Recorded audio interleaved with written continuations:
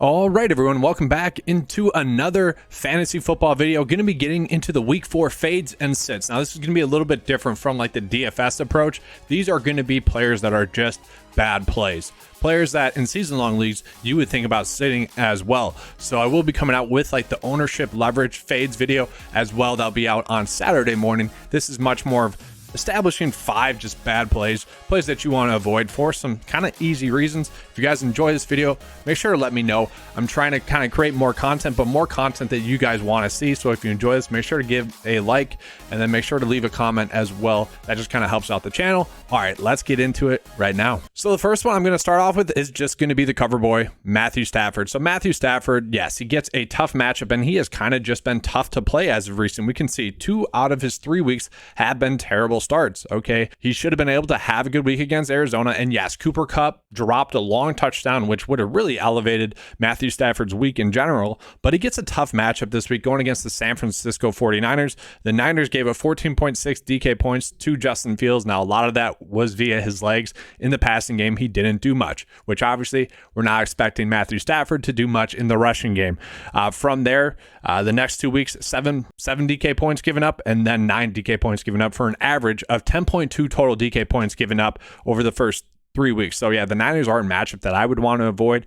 And just given how Matthew Stafford has been playing, I just kind of want to avoid him as well. And then sticking with that game, I'm going to talk about Cam Akers here. So Cam Akers, some people are going to be encouraged about the production, I guess, the last 2 weeks, getting 8.2 DK points in week 2 against the Falcons, and then 11.1 DK points against the Arizona Cardinals. That mostly came to a rushing touchdown. He is still splitting work with Darrell Henderson. Okay, Cam Akers snaps have went up from 18 to 44 to 50%. That's great, but Darrell Henderson still saw 50% of the snaps. Okay, in this matchup as well, where in week 1 they only gave up 8 DK points to David Montgomery, 1 point to Rashad Penny, and then yes, last week with Melvin Gordon and Javonte Williams, they gave up 16 to Melvin, 9 to Javonte, but as a whole, to the position, they're giving up 19 DK points on average, which is bottom 6 in the league. So that is a matchup that you want to avoid. There are going to be better options that you can go with both in DFS and season-long leagues. Cam Akers, to me, is a player that I want to be staying away from this week.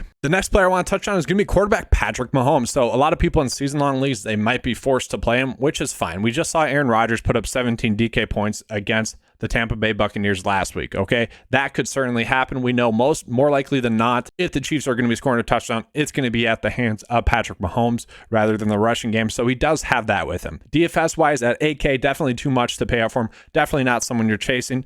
Talking about the matchup a little bit more, they have given up on average 11.3 DK points, and that's with Jameis Winston getting 10.6 DK points in week 2. Not that good. And you know, Jameis has some good weapons there, okay, in that offense. So he probably should have been able to put up more if this defense wasn't pretty elite. And then Dak Prescott in week 1, yes, he got injured, 5.46 DK points in week 1. So definitely a week in which you kind of want to tamper your expectations for Patrick Mahomes. I know in season-long leagues, you probably don't have a different option to go with, and he probably will score around, you know, a touchdown, throw for 250 yards. That will be there most likely, but in DFS purposes, probably someone you're not playing this week. You know, he has 2 straight weeks of sub 20 DK point weeks as well. So someone where if I can, I'm looking elsewhere. And then once again, sticking with that game, Clyde EdwardsHelaire, he is just not playing enough snaps to keep up this efficiency that he has going. I mean, 22 DK points in week 1, crazy. 15.8 DK points in week 2, crazy. 14.9 DK points in week 3,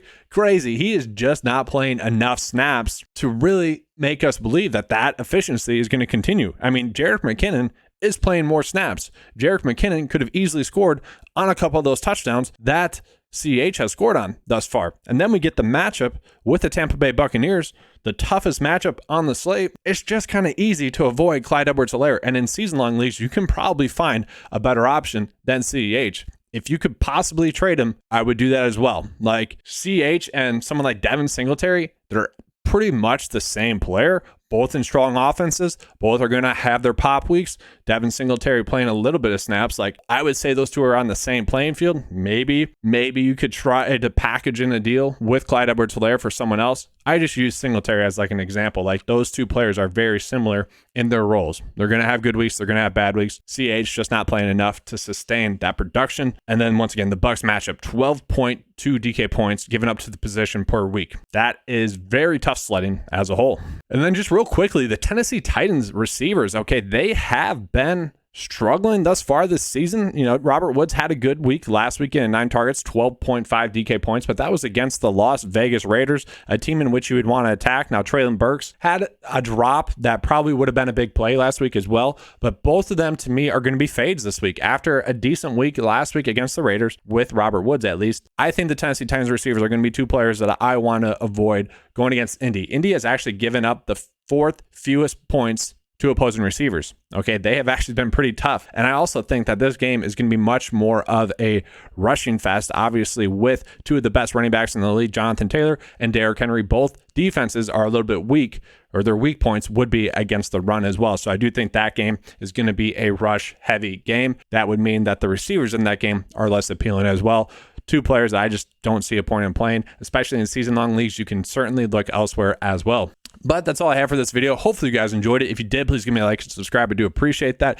If you guys want to join 9 to 5 as a member, you can. It's $10 a month. The NFL side of it, you get the access to the cheat sheet and the lineup builder, all for $10 a month. Included in that is all the golf membership stuff as well, which is a very strong package there, is what I would say. All right. Thanks for watching, guys. Let's have a good weekend as always. Let's keep cashing.